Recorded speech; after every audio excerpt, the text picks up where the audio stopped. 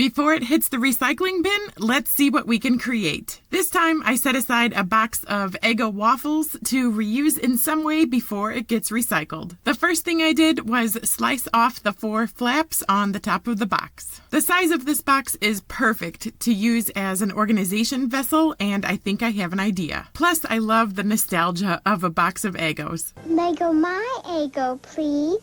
Eggo waffles from Kellogg's. After I straightened up the line with scissors, I checked this drawer of sewing supplies to see if I had something to cover that raw edge of the box. This vintage black sewing border was my first thought, but it wasn't quite enough, so I landed on this vintage yellow ribbon I thrifted a while back. I plugged in the glue gun and ran a small line of glue across the top of the box and then quickly placed the ribbon on top. Here is a trick to use when the glue gun needs refilling. I add a dot of glue to the new stick before loading it in. Once I added a little more glue to get that ribbon to drape over the edges of the box the way I wanted, I was all done. This is cute. I love using things that are on hand to create more efficiency around my home. Okay, here's the spot that needed a slight upgrade. In my storage closet behind the roll of garbage bags, I keep food wraps and backstock of baggies. Everything was already being stored in a reused box, but it wasn't quite big enough, so I swapped it for the Eggo box. Once I added everything to the new box and arranged it so the L brackets don't bump anything in the box, it feels perfect. I don't reach for this box every day, so I like to keep it behind the garbage bags on this deep shelf. Come back next time as we get creative and reuse another vessel before it gets recycled.